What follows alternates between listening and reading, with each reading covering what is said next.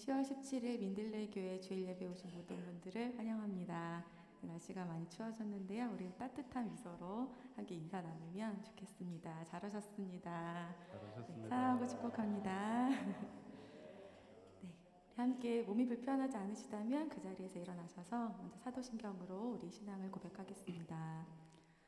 전능하사 천지를 만드신 하나님 아버지를 내가 믿사오며 그 외아들 우리 주 예수 그리스도를 믿사오니 이는 성령으로 잉태하사 동정녀 마리아에게 나시고 본디오 빌라도에게 고난을 받으사 십자가에 못 박혀 죽으시고 장사한 지 사흘 만에 죽은 자 가운데서 다시 살아나시며 하늘에 오르사 전능하신 하나님 우편에 앉아 계시다가 저리로서 산자와 죽은 자를 심판하러 오시리라.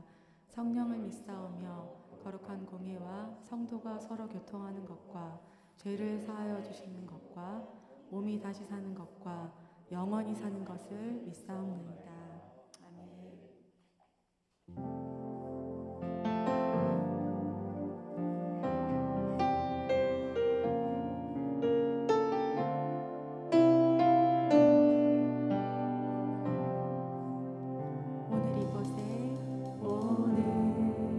이곳에 계신 성령님 우리에게 말씀하시고 우리 가르치소서.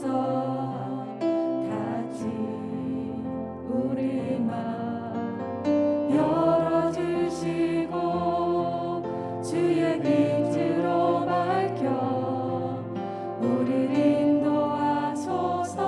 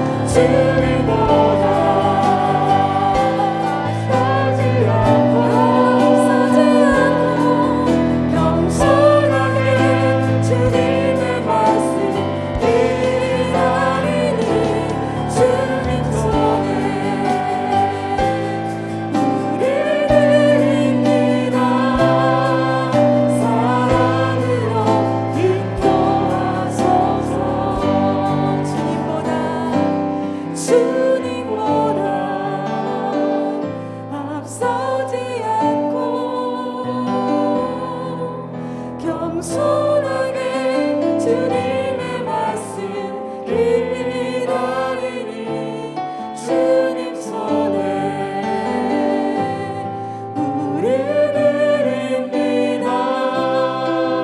사랑으로 인도하소서.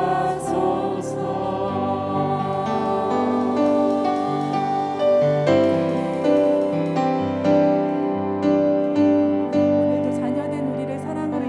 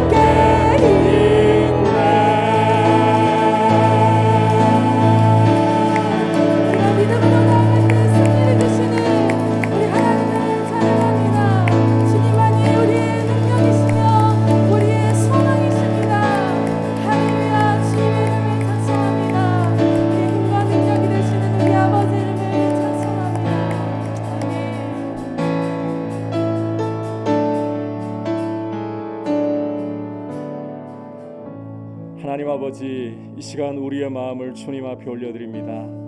주님께 우리의 마음을 드리오니 주님의 흘리신 보혈이 우리의 마음을 적시고 성령께서 이 시간 우리에게 기름 부어 주셔서 오직 우리 위하여 십자가에 죽으시고 부활 승천하셔서 보좌 우편에 앉아 계시는 예수 그리스도께 우리의 마음과 시선을 두게 하여 주시고 주님의 거룩하고 크신 이름에 영화로우신 이름에만 모든 존귀와 영광을 드리며 소망을 둘 수 있는 시간이 되게 하시고 주님 우리의 영혼을 주의 얼굴빛으로 비추어 주시고 주의 거룩한 음성을 듣게 해주셔서 우리의 영혼이 살아나는 예배가 되게 하여 주옵소서. 주님을 만나는 예배가 되게 하여 주시옵소서. 주님만 높임을 받으시옵소서. 합심해서 기도하신 후에 이윤호 집사님 대표로 기도하시겠습니다. 하나님 아버지 감사를 드립니다. 오늘 우리를 이 예배의 자리로 불러주시고 주의 백성들이 함께 주님 앞에 모여서 주님의 얼굴을 구하며 주님의 이름을 높이게 하여 주심을 감사를 드립니다. 주님 우리의 마음이 주님께만 드려지게 하여 주옵소서. 우리를 위하여 십자가에 죽으시고 부활 승천하셔서 하나님 보좌 우편에 앉아 계시는 주님, 우리의 눈이 주님만을 바라보기를 간절히 원합니다. 우리의 시선이 주님께로만 향해 있기를 간절히 원합니다. 이 예배 가운데에 주님을 온전히 의지하기 원하오니 성령님 우리를 도와주시고 주의 보혈이 우리 마음을 적셔 주옵소서. 주님 이 시간 우리에게 말씀하여 주시고 주의 얼굴빛을 우리 마음에 비추어 주셔서 주님 우리의 영혼을 소생시키시고 주님의 이름에 합당한 영광을 드리는 거룩한 예배자들로 주 앞에 드리게 하여 주시옵소서. 오 주님께만 영광을 드리기를 원합니다. 주님께만 존귀와 찬송을 드리기를 원합니다. 홀로 영광 받으시옵소서.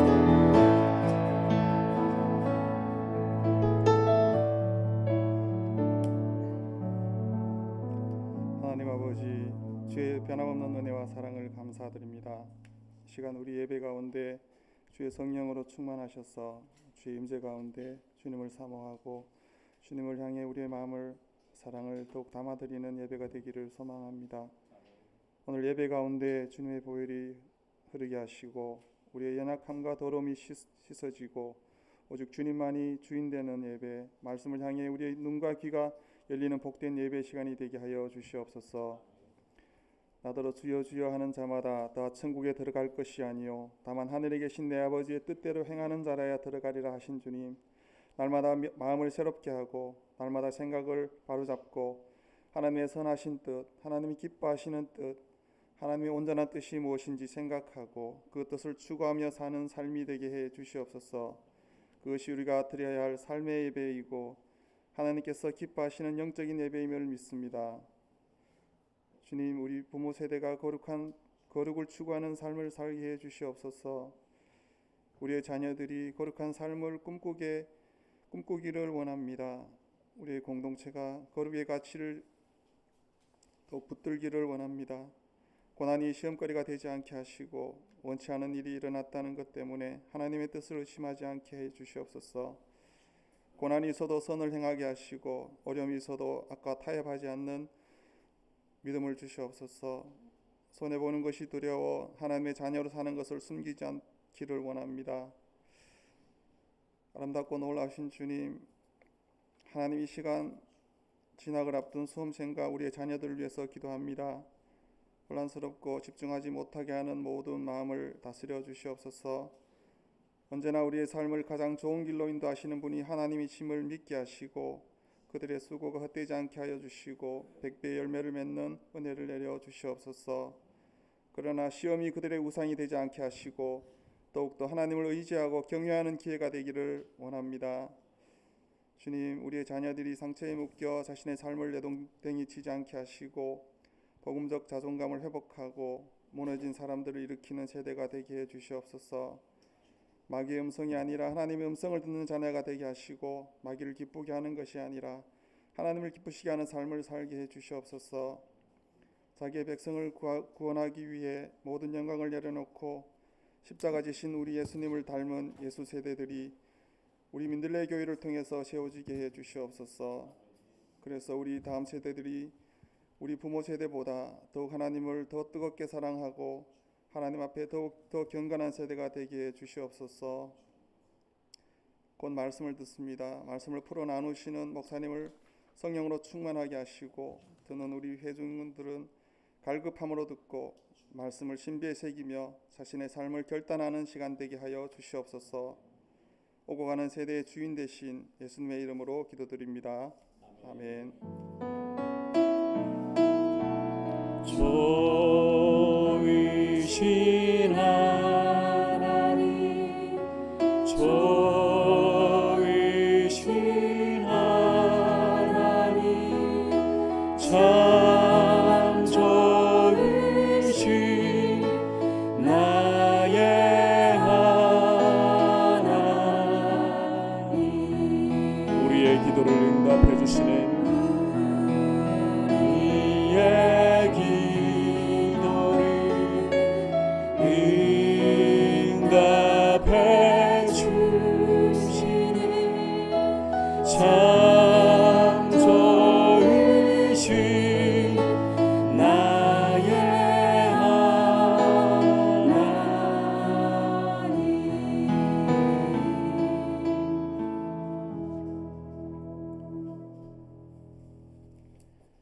교회 소식 주보를 참고해 주시길 바랍니다. 우선 현행 사회적 거리두기가 20% 상태로 2주간 더 지속이 됩니다. 그 후에 이제 위드 코로나에 대한 부분이 본격적으로 진행될 예정인데 이 확진자 수가 감소가 되어야 합니다. 이 부분을 위해서 여러분께서 계속해서 기도해 주시기를 바라고요. 죄송한데 이 양쪽 조명 좀 플러그 좀 뽑아 주시겠어요? 그리고 직원 선거가 이제 점점 앞으로 다가오고 있습니다. 오늘 주보에는 이제 직원 선거 날짜가 명시가 되어 있죠. 11월 28일, 11월 마지막 주일입니다. 이때에 직원 선거를 저희가 공동의회를 통해서 개최할 예정입니다. 이 부분을 여러분께서 염두에 두시고 계속해서 기도해 주시기를 바랍니다. 그리고 주보 안에 삽지를 보시면 어떤 분이 직원 선거의 후보자이신가 사진이 보니까 규격이 다 동일하지가 않아 가지고 조금 옆으로 넓게 나온 분들이 좀 많은 것 같습니다. 이 점은 양해를 부탁드리고요. 그리고 안수 집사 후보 사진에서 차정호 집사님 옆에 김명현 집사님 사진에 성함이 잘못 기재가 되었습니다. 김명현 집사님입니다. 이 부분은 좀 수정을 부탁을 드리겠습니다. 계속해서 기도해 주시고 주님의 뜻이 아름답게 잘 세워질 수 있도록, 그리고 우리 후보자들께서는 주님 앞에 겸손히 기도하면서 이 일을 준비해서 주님 앞에 귀하게 쓰임 받는 일꾼들로 잘 세워질 수 있도록 계속 힘써 주시기를 바랍니다. 그리고 오는 토요일 곽원광 집사님과 박순옥 권사님 가정에 장남인 곽도연 형제가 오혜련 자매와 함께 부부의 연을 맺습니다. 장소는 수성스퀘어 3층 블레스홀, 수성못 옆에 새롭게 단장한 예전 수성호텔 자리입니다. 수성스퀘어 3층 블레스홀이고요. 시간은 오후 2시 20분입니다. 네? 죄송합니다. 1시 20분입니다. 네, 제가 왜 2시라고 했는지 모르겠네요. 이때 그 코로나 관계로 이제 인원을 예약하는 부분에서 250명까지 적게 와도 250명분은 무조건 지출을 해야 되는 상황입니다. 성도님들께서 많이 오셔서 식사를 맛있게 많이들 하시고 가달라고 특별히 우리 곽 집사님 가정에서 여러분들을 많이 초대하셨습니다. 그렇게 함께 참여하셔서 주 안에서 따뜻한 사랑을 나눠주시기를 바랍니다. 이제 함께 주님 앞에 봉헌드리도록 하겠습니다.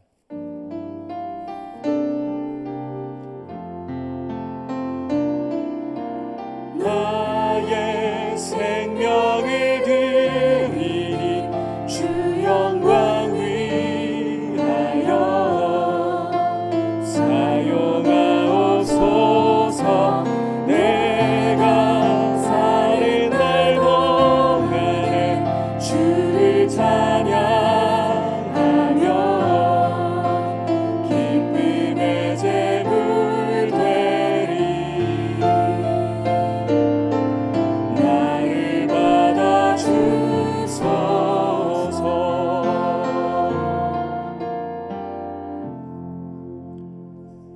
하나님 아버지, 오늘 주님 앞에 올려드리는 이 귀한 예물이 주님의 사랑과 우리를 향하신 주님의 자비하심을 고백하는 귀한 표가 되게 하시고, 우리의 모든 순간, 우리가 호흡하는 모든 시간이 주님 은혜 없으면 우리 스스로는 어떠한 것도 누릴 수 없음을 고백하는 주님을 향한 믿음과 사랑의 표로 올려드립니다.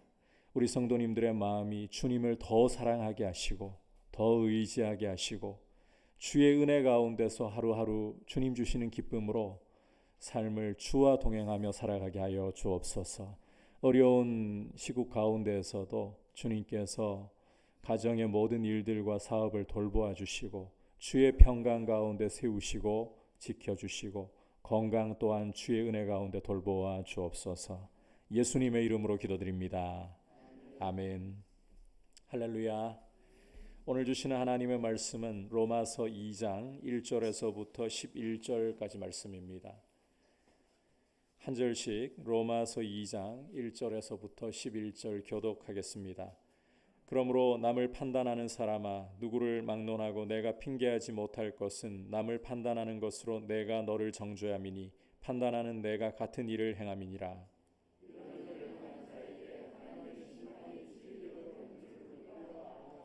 이런 일을 행하는 자를 판단하고도 같은 일을 행하는 사람아, 내가 하나님의 심판을 피할 줄로 생각하느냐?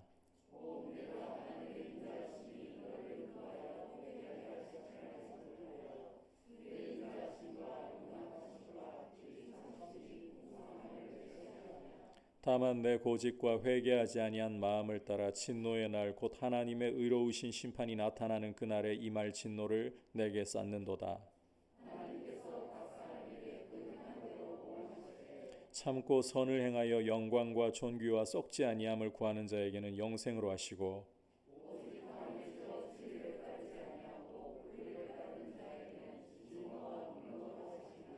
악을 행하는 각 사람의 영에는 환난과 공고가 있으니 먼저는 유대인에게요 그리고 헬라인에게며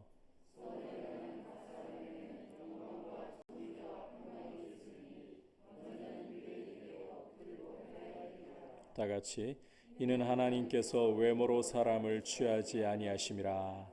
아멘. 옆에 분들과 인사 나눌까요? 사랑하고 축복합니다. 성령 충만하십시오.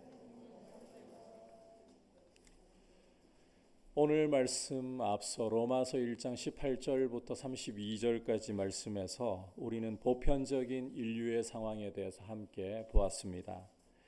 사람들은 하나님을 알지만 하나님을 영화롭게 하지 않고 오히려 영원한 하나님의 영광을 썩어질 것들의 우상으로 바꾸어 버렸습니다. 다시 말해 불의로 진리를 억누르는 짓을 했다는 것입니다.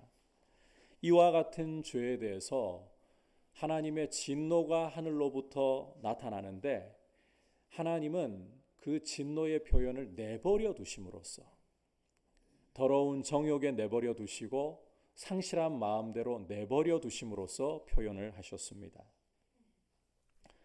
이것이 보편적인 인류의 모습이고 타락상이다. 당시 바울이 로마서를 쓸 때를 기준으로 생각해 본다면 로마 제국의 타락상이고 현실이다. 그러니까 이 로마 제국의 타락하고 부패한 모습은 자기들 마음대로 자기 뜻대로 하는 것 같지만 사실은 하나님의 진노의 표현이다라는 것입니다. 자, 그런데 이런 모습을 보면서 발장을 낀 채 당연하지, 저렇게 우상을 섬기고 더러운 정욕대로 행하면서 하나님 진노를 당해야 마땅하지, 이렇게 판단하는 사람들이 있습니다. 소위 윤리적으로 남들보다 더 탁월하다고 앞선다고 생각하는 사람들일 텐데 2장 후반부에서 우리가 다음에 보게 되겠지만 바로 유대인들이 그 대표적인 사람들입니다. 유대인들은 세상을 크게 둘러보는 아주 독특한 사고를 가지고 있었습니다. 아브라함의 혈통을 물려받은 자신들 유대인들, 그리고 그렇지 않은 이방인들, 세상을 이렇게 크게 둘러보는 거예요. 게다가 그들은 자신들을 하나님의 은총을 입은 자녀들이고 이방인들은 하나님의 은총과는 상관없는, 좀 더 노골적으로 말씀드리자면 개와 돼지들로 보았습니다. 따라서 보편적인 인류가 처해 있는 이 하나님의 진노 아래 있는 이 현실을 이야기할 때에 유대인들은 저 부정한 이방인들에게 하나님의 진노는 마땅히 쏟아져야지, 그렇고 말고, 그렇게 바울의 말에 맞장구를 친다는 거예요. 바울 역시 유대인이고 바리새인 출신이기 때문에 이런 이 유대인들의 뇌 구조를 너무나 잘 알고 있는 겁니다. 오늘 말씀은 이와 같은 사람들에게 주시는 메시지입니다. 다시 말해 남들을 내려다보면서 내가 도덕적으로 윤리적으로 앞서 있다고 남들을 내려다보면서 판단하는데 결국 보면 자기도 똑같은 짓을 하는 사람들, 이런 사람들을 향해 주시는 메시지라는 것입니다. 이제 말씀을 함께 살펴보면서 어떤 메시지를 주시는가 귀를 기울이겠습니다. 자, 첫 번째로 남을 판단하면서 같은 일을 하는 것은 그 판단으로 자기를 정죄하고 하나님의 심판을 자청하는 것이다. 하나님의 심판을 자청하는 것이다. 1절 함께 읽도록 하겠습니다. 그러므로 남을 판단하는 사람아, 누구를 막론하고 내가 핑계하지 못할 것은 남을 판단하는 것으로 내가 너를 정죄함이니 판단하는 내가 같은 일을 행함이니라. 자, 함께 읽은 말씀에서 이야기하고 있는 이 판단이라는 것은 건강한 의미에서의 판단이나 분별이 아닙니다. 올바른 분별을 하는 게 아니라는 거예요. 그런 이야기를 하는 게 아니라는 거예요. 사실 건강하게 사람을 판단할 줄 아는 것은 굉장히 중요한 문제입니다. 마태복음 7장에서 우리 주님은 거룩한 것을 개에게 진주를 돼지에게 던지지 말라고 말씀을 하셨습니다. 당시 유대인들에게 이 개, 돼지라는 표현이 누구를 가리키는 표현이라고 했습니까? 이방인들을 가리키는 표현이라고 했죠. 그런데 우리 주님이 육신적으로 물리적으로 이방인을 가리켜서 개, 돼지라고 말씀하는 게 아니에요. 유대인들처럼 그렇게 말씀하는 게 아니에요. 오히려 이것은 천국 복음을 주어도 왕이신 분이 찾아오셔서 자기 백성을 만나려고 하셔도 거부하고 공격하는 유대인 지도자들을 가리켜서 개, 돼지라는 표현을 오히려 주님이 써버리신 겁니다. 너희가 유대인 중에서도 유대인이라고 자칭하고 하나님의 은총을 입은 사람들 중에서도 앞서 있다고 생각을 하는데, 아니다, 너희야말로 하나님께 이방인들이고 개와 돼지 같은 존재들이다. 그런데 자, 이 말씀 앞서서 거룩한 것을 개에게 진주를 돼지에게 주지 말라, 이 말씀에 앞서서 주님은 비판받지 않으려면 비판하지 말라. 너희의 헤아리는 것으로 너희도 헤아림을 받을 것이다. 이런 말씀을 하셨다는 거예요. 비판하지 말라고 하신 분이 너희 헤아리는 것으로 너희도 헤아릴 줄 알고 함부로 헤아리지 말라고 하신 분이 지금 사람들을, 유대인 지도자들을 개, 돼지라고 판단을 하셨다는 거죠. 주님은 왜 그러시는 건가요? 자, 여기 이 부분은 거듭 말씀드리지만 건강한 판단, 옳은 분별까지도 버리라는 말씀이 아니라는 거예요. 주님은 사람이 이 제대로 분별하고 진리의 입각에서 판단하는 것을 원하고 계십니다. 다만 경계하시는 것은 잘못된 판단, 진리를 떠난 판단이라는 거예요. 오늘 1절에서도 사도 바울이 이야기하는 게 바로 그런 잘못되고 자기중심적인 판단을 이야기하는 것입니다. 함부로 남을 정죄하는 것을 이야기하는 거예요. 바울은 이와 같이 잘못된 판단과 정죄로 남을 대하는 사람들에게 너의 그 정죄는 바로 너 자신을 정죄하는 것이다, 이렇게 선언을 하고 있는 거예요. 분명히 다른 사람을 가리켜서 판단하고 정죄했습니다. 그런데 바울은 그게 남을 정죄하는 것 같이 사실은 너 자신을 정죄하는 거야. 왜 그렇습니까? 그런 판단, 그런 정죄를 하면서 자신도 똑같은 짓을 저지르고 있기 때문이라는 거예요. 앞서 유대인들의 사고에 대해서 말씀을 드렸습니다. 이 유대인들은 아브라함의 혈통에서 유대인으로 태어났다는 사실만으로 선민의식을 가지고 있었어요. 우리가 하나님의 자녀라는 특권의식을 가지고 있었다는 겁니다.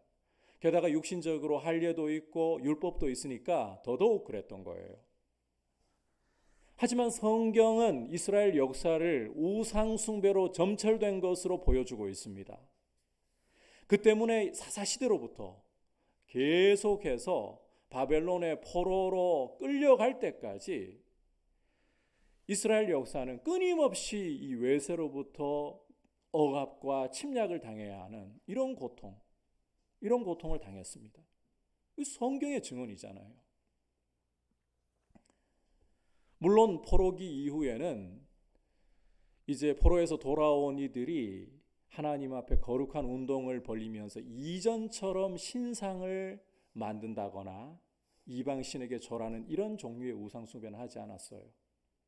바리새인들이 거기에서 앞장서 있었고, 그런데 여러분, 이 바리새인들에 대해서, 유대인들 중에 유대인이라고 하는 이들에 대해서 누가복음 16장을 여러분께서 읽어보시면 비록 어떤 형상을 향해, 이방 신상을 향해 절은 하지 않지만 그들은 돈을 좋아하는 자라고 고발을 하고 있어요. 바벨론의 포로로 끌려가기까지는 끊임없는 눈에 보이는 우상을 섬겼다면, 돌아와서는 우상을 안 섬기는 것 같았지만 사실은 유대인들 중에 유대인들이라고 하는 자들이 돈을 사랑함으로 돈을 그들의 하나님으로 삼는 돈 되는 짓을 한다는 거죠. 이게 바로 유대인들의 실체였다는 거예요. 그런데 이방인들을 내려다보면서 저 더러운 우상을 섬기는 자들, 하나님의 진노가 너희에게 마땅한 것이지, 그렇게 판단하고 정죄를 한다는 겁니다. 따라서 유대인들에게는 자신들이 이방인들에게 하는 판단이 자기들도 다른 형태의 우상 숭배를 하잖아요. 결국은 그대로 돌아오게 되는 거죠. 남을 정죄한 그 정죄가 자기를 향한 것이에요. 하지만 진짜 문제는 자기를 정죄하는 것으로 결과가 끝나지 않는다는 것입니다. 2절, 3절 함께 읽어보도록 하겠습니다. 시작. 이런 일을 행하는 자에게 하나님의 심판이 진리대로 되는 줄 우리가 아노라. 이런 일을 행하는 자를 판단하고도 같은 일을 행하는 사람아, 내가 하나님의 심판을 피할 줄로 생각하느냐. 자, 사도 바울이 뭐라고 말씀하고 있습니까? 이런 일을 행하는 자에게, 다시 말해 남을 판단하면서도 똑같은 짓을 저지르고 있는 자에게는 무엇이 따른다? 하나님의 심판이 따른다. 하나님의 심판이 따른다는 거예요.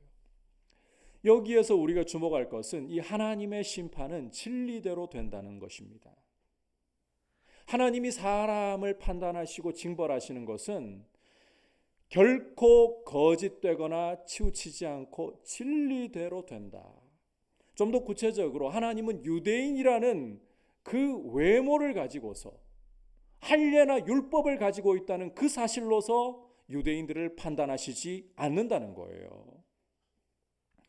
좀 더 우리 피부에 와닿게 말하자면, 목회자 집안에서 태어났다고 해서, 중직자 집안에서 태어났다고 해서 하나님은 그 사실 자체로 사람을 판단하시지 않는다.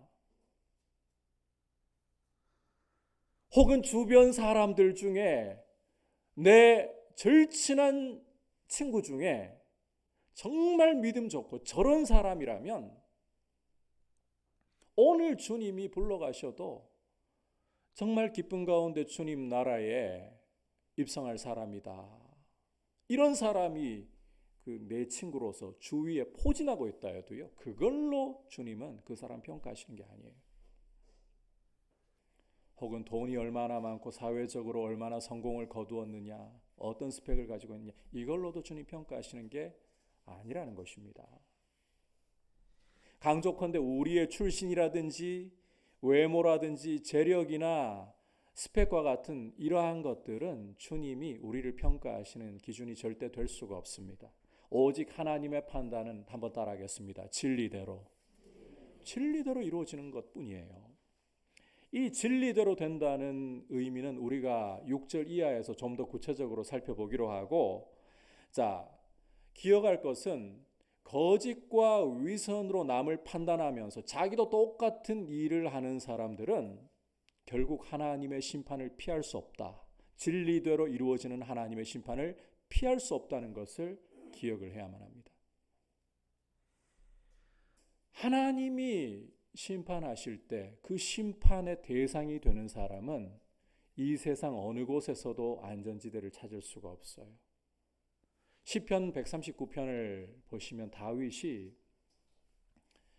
하나님이 어디를 가도 거기 계시고 무슨 생각을 하든지 무슨 말을 하든지 어떤 행동을 하든지 간에 그것을 낱낱이 알고 계신다라고 고백을 하고 있습니다. 물론 다윗은 시편 139편에서 하나님이 은총으로 자신을 보호하시고 돌보신다라는 사실을 강조하기 위해 그 이야기를 하는 거예요. 그런데 하나님께서 은총을 베푸시는 사람에게 그것은 한없는 위로이고 은혜이지만 역으로 하나님의 원수들에게 하나님이 어디에 가도 거기에 계시고 심지어 죽음의 자리에 가도 거기에 하나님이 계시고 새벽 날개를 치며 바다 끝에 가서 거해도 거기에도 하나님 계시고 내 입술로 낸 말과 행동뿐만 아니라 내 생각까지 다 꿰뚫어 보고 계신다니 두려움 그 자체인 거예요. 따라서 남을 판단하고 비난하면서 자기도 그와 같은 악을 행하는 사람들은 이런 죄가 얼마나 위선적이고 두려운 일인가. 우리가 함부로 이 시선을 남에게로 고정한 채 자기는 돌아보지 않고 남에게로 고정한 채 남을 비판하는 것에 대해서 두려워할 줄 알아야 된다는 거예요. 오늘 우리가 이 말씀을 보면서 1차적으로는 유대인들이 말씀에 타겟이 되었지만 사도 바울은 단지 유대인에게만 이런 이야기 하려고 하는 게 아니에요. 고상한 척하면서도 남을 내리깔보고 정작 뒤로는 자기도 같은 일을 하는 어떤 사람이든 간에 이 죄를 경계해야 된다. 우리가 남을 먼저 보기 전에 나를 먼저 볼 수 있는, 나를 하나님의 말씀의 빛으로 돌아볼 수 있는 은혜 가운데 서 있기를 축복합니다. 자, 이제 계속해서 남을 판단하면서도 같은 일을 하는 것은 하나님의 인자하심을 멸시하고 하나님의 진노를 자기 위에 스스로 차곡차곡 쌓는 것이다 라는 점을 기억해야 합니다. 4절과 5절을 함께 읽도록 하겠습니다. 시작. 혹 내가 하나님의 인자하심이 너를 인도하여 회개하게 하심을 알지 못하여 그의 인자하심과 용납하심과 길이 참으심이 풍성함을 멸시하느냐. 다만 내 고집과 회개하지 아니한 마음을 따라 진노의 날 곧 하나님의 의로우신 심판이 나타나는 그날에 임할 진노를 내게 쌓는도다. 자, 이제 사도 바울은 함께 읽은 말씀 속에서 남을 판단하면서 같은 일을 행하는 죄가 얼마나 더 심각한 것인가를 더 밝히 드러내기 시작합니다. 자, 이런 죄를 저지르는 것은 4절에서 보듯이 하나님의 인자하심과 용납하심과 길이 참으심을 멸시하는 것이다. 그만큼 무서운 죄다. 다시 한번 강조합니다. 남을 판단하면서도 정작 자신도 자기를 돌아보지 않고 죄를 짓는 것은 하나님의 인자하심과 용납하심과 길이 참으심을 멸시하는 행위이다. 여러분, 하나님의 인자하심과 용납하심과 길이 참으심은 참으로 풍성하고도 풍성합니다. 하나님의 이와 같은 성품을 성경은 참 풍성하게 많이 보여주고 있어요.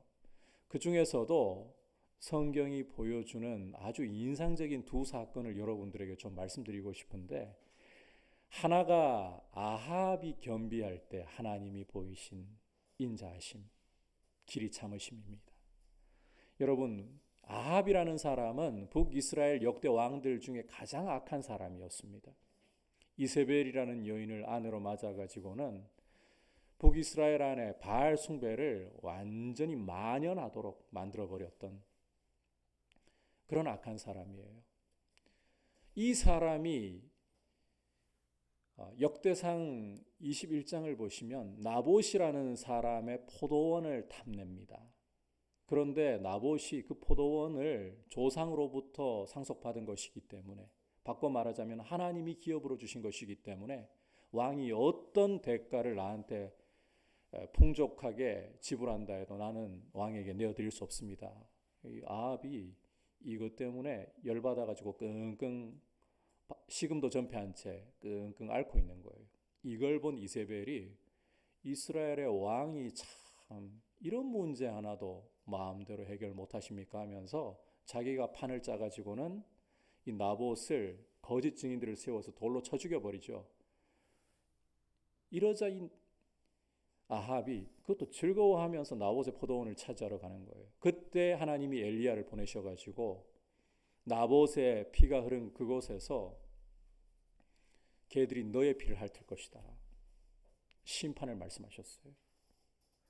이 심판의 말씀을 듣고는 아합이 어떻게 하는가 하면 슬퍼하면서 굵은 베옷을 입고 걸음걸이도 천천히, 놀라운 것은 이게 진짜 회개한 거 아닙니다. 아합이 참으로 하나님 앞에 그동안의 자기 죄를 회개한 게 아니에요. 심판의 말씀을 듣고 두려워가지고 그때는 일시적으로 그렇게 한 것뿐이에요.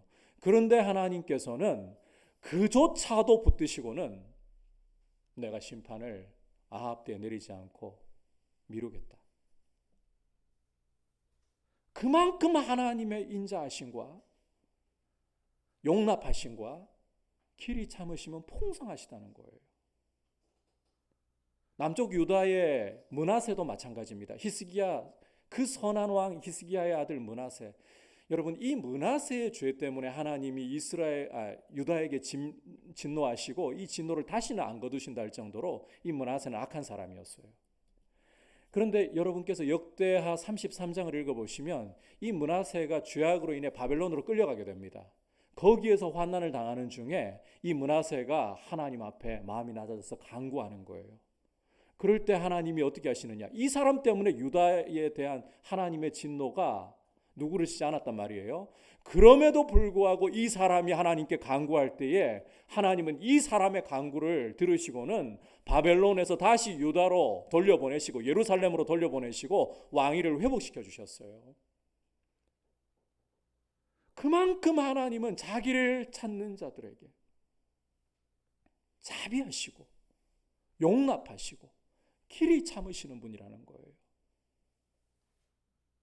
그만큼 하나님의 인자하심은 풍성하다는 것입니다.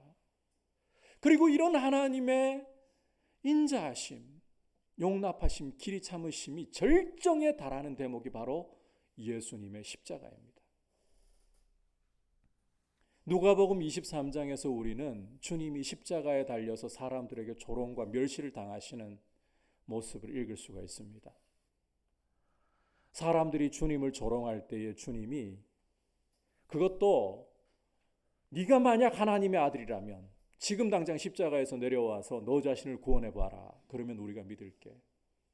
얼마나 자존심이 상하고 모멸감이 느껴지는 말입니까? 그런데 우리 주님은 그런 모욕을 당하실 때에 그들을 향해서 레이저 쏘듯이 눈빛도 보내지 않으시고 눈빛조차 보내지 않으시고 오히려 하늘을 향해서 아버지, 저들을 용서해 주십시오. 저들이 알지 못하고 저러고 있는 것입니다. 여러분, 예수님이야말로 하나님 아버지를 가장 완벽하게 보여주는 분이시잖아요. 빌립이 최후의 만찬자리에서 아버지를 보여주십시오 하셨을 때 주님이 나를 본 자는 곧 아버지를 보았다. 이렇게 아버지를 가장 완전하게 보여주시는 예수님이 십자가에서 보여주시는 아버지의 모습이 무엇이냐? 죄인들을 인자하게 용납하시면서 길이 참으시면서 대하고 계신다는 것. 그만큼 하나님의 이 인자하심은 풍성하다는 것입니다. 그런데 남을 판단하고 정죄하면서 자기는 돌아보지 않고 다른 모양으로 같은 짓을 저지르는 사람은 이런 하나님의 인자하심을 따라가는 게 아니라 정반대의 길을 가버리는 거예요. 하나님의 인자하심을 멸시해버리는 거예요. 그러니 이 죄가 어떻게 가볍다고 할 수가 있겠습니까? 심각한 죄일 수밖에 없는 거예요. 결국 5절에서 보시듯이 이런 죄는 사람이 자기의 고집을 드러내고 회개치 않는 마음을 드러내는 것에 지나지 않는다. 그리고 이것은 결국 하나님의 진노의 날에 우리 주님이 다시 오셔서 심판하실 날에 임할 그 심판을 스스로 자기 머리 위에다가 차곡차곡 쌓아 올리는 것이다. 하나님이 죄인을 멸하시려고 일부러 진노를 죄인들 위에 없는 것도 더 얹어버리시는 분이 아니라 하나님은 어떻게 하든지 구원하시기를 원하시는데 이 죄인이 자기 머리 위에 스스로 진노를 더 쌓아버린다는 거예요. 이런 죄를 어떻게 심각하다 하지 않고 달리 말할 수 있겠습니까? 그래서 복음서를 읽어보시면 우리 주님은 바리새인들에게 너희 외식하는 자들아, 회칠한 무덤아, 화 있을진저라고 그들이 종교적으로 어떤 모양 띠든 그거 중요한 거 아니었어요. 그들이 주님 앞에 11조를 어떻게 바치든 그게 중요한 게 아니었어요. 남을 판단하면서 자기도 뒤로는 그런 짓을 저지르면서 내가 하나님의 자녀 중에 자녀지. 애누리가 없는 거죠. 스스로 진노를 쌓아 올리고 있으니까. 그래서 여러분, 우리 안에 부드러운 마음이 있고 자기를 돌아보며 회개하는 마음이 일어난다. 이것은 은총의 표시입니다. 이와 같은 귀한 은혜가 늘 임하기를 축복합니다. 이제 마지막으로 하나님이 어떤 기준으로 사람을 대하시는가 한번 따라합시다. 하나님은 외모가 아니라 행위대로 심판하십니다. 6절을 보시면 하나님께서 각 사람에게 그 행한 대로 보응하시되, 이 유대인들이 가지고 있는 확신을 깨뜨리기 위해서 바울은 하나님이 행하시는 원리를 지금 보여주는데 행한 대로 보응하시되, 이거에 대해서는 유대인들이 부정할 수가 없어요.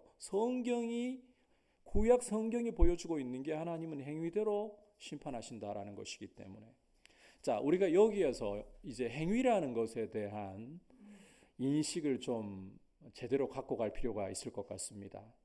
우리가 이 로마서를 공부하거나 신약의 이 갈라디아서를 공부하다 보면 자칫 행위와 믿음을 완전히 이 대척점에 있는 것으로서 서로 갈등하는 것으로 자칫 오해할 가능성이 높아져요. 그런 유혹이 많이 와요. 그런데 여러분, 이 행위를 부정적으로 보실 이유가 없어요. 행위라는 것은 본질적으로 우리 인간의 됨됨이, 이 본질에서부터 나오는 열매이기 때문입니다. 이렇게 행위를 이해하셔야 돼요. 자, 제가 조금 이해를 쉽게 하시도록 나무를 가지고서 하나 좀 들어볼게요. 여러분, 나무에 대한 식견이 없는 사람이 어떤 나무를 분별하려고 합니다. 그런데 그 나무를 보면서 나무에 대해서 아는 바가 없어요. 이게 사과나무인지 복숭아나무인지 구별할 수 있을까요? 못해요. 그러면 이게 무슨 나무인지를 척 보면 가장 쉽게 알 수 있는 기준이 뭐겠습니까? 열매인 거예요. 뭐가 맺히느냐. 저도 시골에서 자랐지만 한 번씩 자두하고 복숭아 구별이 안 돼요. 무슨 나무인지. 그런데 열려있는 열매 보면 그냥 아는 거예요. 우리의 행위가 그와 같다는 것입니다. 우리의 이 됨됨이에서 나오는 열매가 행위라는 거예요. 우리의 행위가 우리의 됨됨이를 역으로 보여준다는 말입니다. 여러분, 행동이 정말 개차반인 사람이 말이 입에서 나오면 온갖 상스럽고 더러운 욕설과 음담패설이 가득한 사람이 그 속에 그 됨됨이가 올바르다라고 할 수 있을까요? 우리의 생각이 말과 행동으로 표현되잖아요. 우리의 됨됨이에서 말과 행동이 나오는 거잖아요. 따라서 이 행위라는 것은 역으로 우리의 됨됨이를 보여주는 굉장히 중요한 하나의 지표가 된다는 거예요. 그런 인식으로 우리가 행위를 이해해야 되는 거예요. 이제 다시 말씀으로 돌아와서 유대인들은 스스로 하나님 백성이라고 자부하면서 이방인들을 가리켜 손가락질하고 하나님의 진노를 받아 마땅한 이 더러운 사람들아, 개와 돼지들아. 그런데 뒤로는 알고 보니까 모양이 다를 뿐, 교묘할 뿐 우상 숭배 다 하고 있어요. 도둑질 다 하고 있어요. 간음을 다 하고 있어요. 그렇다면 그들의 됨됨이, 그들의 본질이 어떠하다는 겁니까? 똑같다라는 거예요. 그냥 몸에다가 할례라는 이 표 하나 있을 뿐, 율법이라는 이 말씀이 더 있을 뿐, 됨됨이로 따지면 똑같다는 거죠. 이방 죄인이나 너희나 다를 바가 뭐가 있냐는 거예요. 하나님 보시기에. 더 중요한 사실은 하나님께는 외모가 하나도 중요한 게 아니라는 것입니다. 11절 같이 읽어보겠습니다. 시작. 이는 하나님께서 외모로 사람을 취하지 아니하심이라. 하나님은 외모로 하나도 감동 안 받으십니다.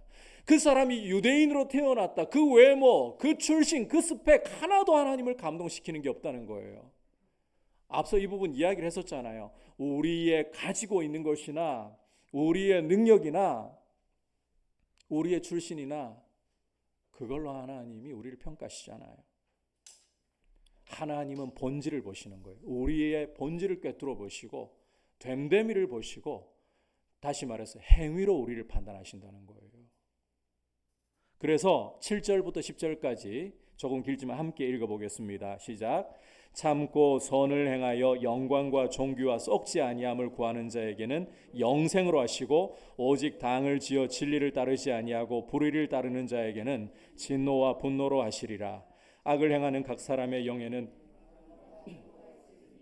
먼저는 유대인에게요 그리고 헬라인에게며 선을 행하는 사람에게는 영광과 존귀와 평강이 있으리니 유대인에게요 그리고 헬라인에게라. 자, 이 말씀에서 우리가 혹시라도 있을 오해를 좀 걷어내기 위해 설명 하나 좀 드리고 갑니다. 여기 그 7절로 돌아가 보시면 참고 선을 행하며 영광과 존귀와 썩지 아니함을 구하는 자에게 영생으로 하신다. 이 말씀을 읽으면서 혹 저는 과거에 이런 생각을 가져봤기 때문에 일부러라도 이 설명을 드리는 거예요. 혹 행위로 구원을 얻을 수 있다는 말씀인가? 이게 그런 뜻인가? 그런 뜻 전혀 아닙니다. 행위 구원을 이야기하자는 게 아니에요. 여러분, 우리가 이 땅을 살아가면서 영원하고 썩지 않는 것을 찾을 수 있습니까? 이 세상 가운데에서? 없죠. 영원하고 썩지 않는 것은 오직 하나님과 그분의 말씀밖에 없는 거예요. 그렇다면 자, 여기 참고 선을 행하고 영광과 존귀와 썩지 아니함을 구하는 사람이다. 이 사람은 이미 하나님의 은혜에 참여하고 있는, 구원의 은혜에 참여하고 있는 사람이라는 거예요. 행위로 이렇게 구원받을 수 있다는 이야기하는 게 아니라 이런 사람에게 이미 하나님의 은혜를 알고 하나님의 영광을 구하고 썩지 않을 것을, 말씀의 길을 구하는 사람에게는 하나님이 이미 얻은 영생의 이 완전함을 상으로 주시는 거잖아요. 반대로 자, 그렇다면 구원과 상관없이 자기의 정욕대로 행하는 사람들은 어떤 모습을 보이느냐? 당을 짓고 진리를 거부하고 불의를 행한다. 이런 사람들에게 하나님은 분노와 진노로 갚으신다는 거예요. 그 행위를 따라서. 외모로 절대 평가 안 하시겠다는 거예요. 여러분, 여기에 보면 당을 짓는다는 표현을 쓰잖아요. 이 하나님 뜻대로 안 가는 경우에 두드러지게 나타나는 특징 중에 하나가 당을 지어요. 악한 걸로 당을 지어요. 여러분, 불평을 혼자 하는 경우 잘 보셨습니까? 원망을 혼자 하는 경우 잘 보셨습니까? 안 그래요.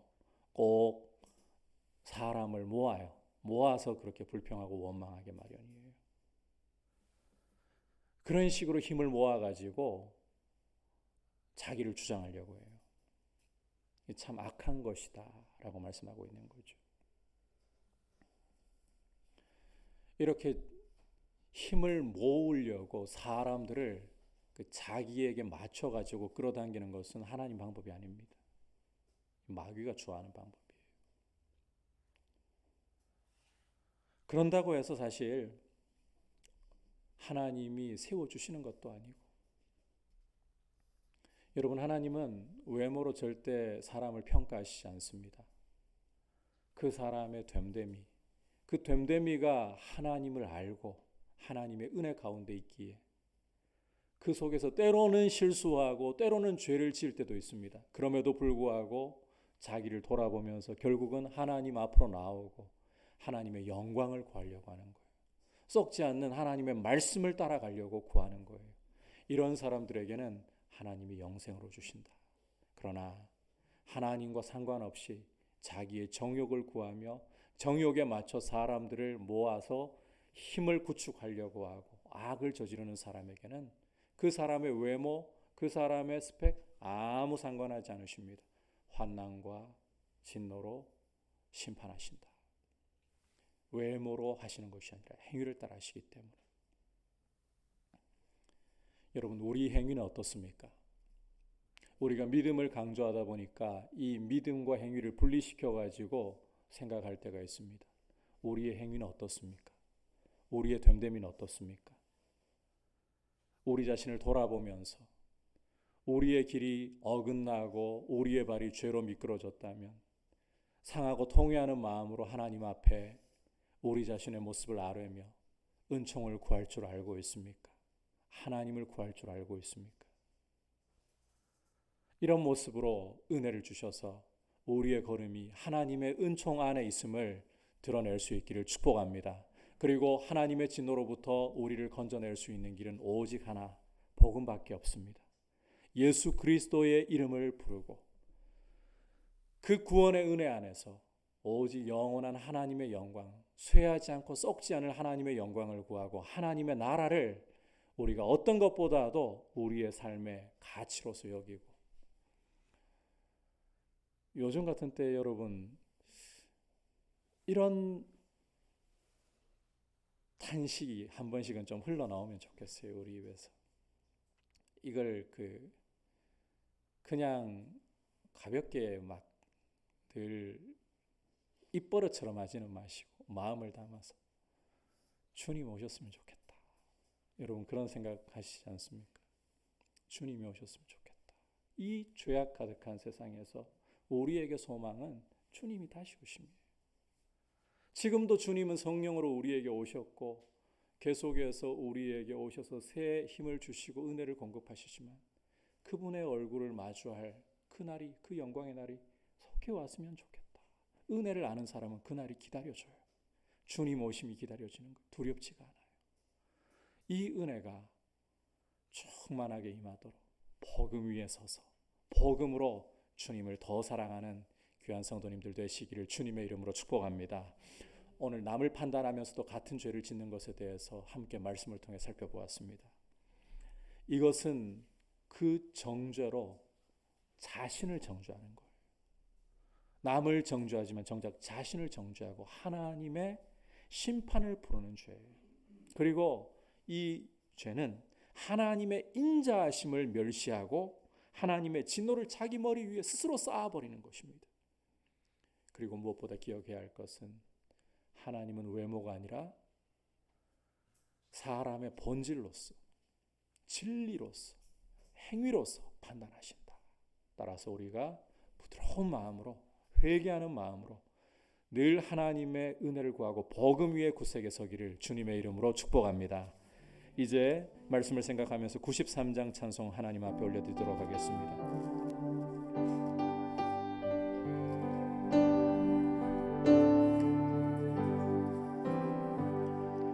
예수는 나의 힘이요 내 생명 되시니 구주 죄 중에 빠지리 눈물이 앞을 가리고 내 맘에 근심 쌓일 때 위로하고 힘주시는 주 예수 3절 예수는 나의 힘이요 내 기쁨 되시니 그 명령을 준행하여 늘 충성하겠네 주야로 보호하시며 바른 길 가게 하시니 의지하고 따라가리 주 예수 예수는 나의 힘이요 내 소망 되시니 그 세상을 떠나갈 때 곧 영생 얻으리 한없는 복을 주시고 영원한 기쁨 주시니 나의 생명 나의 기쁨 주 예수 말씀을 생각하면서 함께 기도하겠습니다. 하나님 아버지 우리의 눈이 남을 먼저 바라보기 전에 십자가 앞에서 나를 돌아볼 줄 아는 은혜를 주셔서 함부로 남을 판단하고 남에게 손가락질을 하기 전에 내 눈에서 들보를 먼저 빼낼 수 있는 은혜를 주시고 회개하는 마음을 주셔서 부드러운 마음으로 하나님 아버지의 은혜를 구하고 하나님 아버지의 인자하심과 용납하심과 길이 참으심의 풍성함을 닮아가는 모습 되게 하여 주옵소서. 나에게 은혜를 주신 주님, 나도 다른 사람들을 볼 때에 그들도 함께 예수님을 믿고 예수님의 은혜를 알고 함께 주님의 은총 가운데 있기를 원합니다. 이런 마음을 품을 수 있는 부드러운 마음, 주님을 닮아가는 마음을 가질 수 있도록 은혜를 주시고 행위를 따라 판단하시는 하나님, 나의 외모나 나의 능력을 나의 스펙을 보시는 것이 아니라 행위를 따라 나를 보시는 하나님 아버지 앞에 영생을 구하고 영원한 하나님의 말씀의 길을 구하는 모습으로 드려지게 하여 주옵소서. 같이 합심해서 기도하겠습니다. 하나님 아버지 감사를 드립니다. 오늘 말씀을 통해서 우리가 남을 판단하고 남에게 정죄하면서 자신을 돌아보지 않고 같은 죄를 저지르는 것이 얼마나 심각한 죄인가를 보았습니다. 이것은 하나님의 진노를 자신 위에 차곡차곡 쌓아 올리는 하나님의 인자하심과 자비하심과 길이 참으심을 멸시하는 그리고 자신을 정죄하는 심각한 죄라는 것을 보았습니다. 아버지 우리 안에 부드러운 마음을 주시옵소서. 우리 자신을 돌아볼 줄 알고 십자가 앞에서 회개할 줄 아는 부드러운 마음을 주시고 우리 안에 우리의 행위를 따라 판단하시는 하나님, 우리 외모를 보지 않고 행위를 따라 판단하시는 하나님 앞에 겸손한 마음으로 은총을 의지하고 더욱더 주님 닮아가기를 사모하는 마음을 가지게 하여 주옵소서. 또한 우리의 눈을 부드럽게 하시고 남들을 바라볼 때에도 비판하는 마음으로 판단하는 마음으로 먼저 바라보기 전에 주님의 은혜가 필요하고 은총이 필요한 사람들로서 볼 줄 아는 긍휼히 여기는 마음, 주님의 성품을 닮아갈 수 있도록 도와주셔서 주의 은혜 가운데에서 함께 아름답게 주님의 나라를 이루어가는 귀한 모습 되게 하여 주옵소서. 주님을 기쁘시게 하는 마음을 가질 수 있는 우리의 모습이 되게 하여 주시옵소서. 주님의 얼굴을 우리가 구하며 주님만을 닮아가기를 원합니다. 자리에서 일어나서 고백드리겠습니다. 3절 4절 예수는 나의 힘이요 내 기쁨 되시니 그 명령을 준행하여 늘 충성하겠네 주야로 길 가게 하시니 의지하고 따라가는 주의 예수는 나의 힘이요 내 소망 되시니 이 세상을 떠나갈 때 곧 영생 한없는 복을 주시고 영원한 기쁨 주시니 나의 생명 나의 기쁨 주 예수.